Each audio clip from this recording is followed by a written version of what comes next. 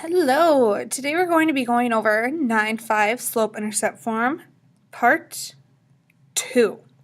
So we're going to be graphing in slope-intercept form today. So here's just a little example of a graph for you along with the equation. So you see the equation down here, y equals mx plus b. We know that m stands for our slope and b stands for our y-intercept. So over here I have labeled this for you. So our slope is our rise over our run. So once you make that step, we get 3 over 2. So I'm just going to put the fraction 3 over 2 in for my m.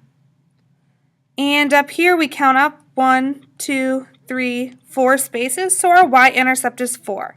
Our line crosses the y-axis at 4. So our b is 4. Just replace it. So you get y equals 3 over 2 x plus 4. Boom. There's your equation. There's your graph. So here we want to graph y equals negative 2/3 x plus 3 using the slope and y-intercept. The part that's easiest for you to start off with would be the y-intercept, so your b. Think b becomes before m in the alphabet. So I'm going to go mark my y-intercept at 3. I started at the origin, counted up 3 spaces. There we go. Our line is going to cross through that point. Now we need to use our slope so we can figure out the next point. If our slope is negative 2 over 3, that means our rise is minus 2.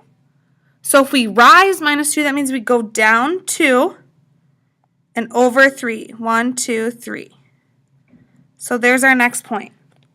And then all you need to do is match those up. And there is the graph of y equals negative 2/3 x plus 3. Here we have y equals negative x minus 2. So once again, start off with your y-intercept. Our y-intercept is minus 2. Always look at that symbol. So we cross the y-axis at negative 2. And then here we have minus x. So what number is that? How many x's are there? There's minus x. So there's 1x and it's negative. So it's minus 1x. So our slope is negative 1. We can write that as negative 1 over 1. So we go down 1 over 1.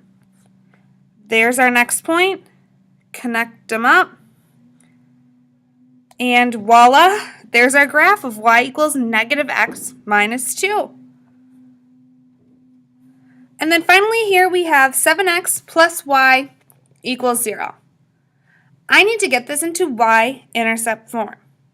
Or slope-intercept form, sorry. So it needs to be y equals. So I'm going to subtract 7x. What I do to one side, I do to the other. We cancel out there and we end up with y equals negative 7x. 0 doesn't matter. So what is our y-intercept then? What is our b? If there's nothing there, our y-intercept is 0. So it crosses through at the origin. And then our slope is negative 7. You can write that as negative 7 over 1. So you go down 7, 1, 2, 3, 4, 5, 6, 7, over 1. Connect your lines, and there is your graph. So now you can move on to your assignment for today. Good luck!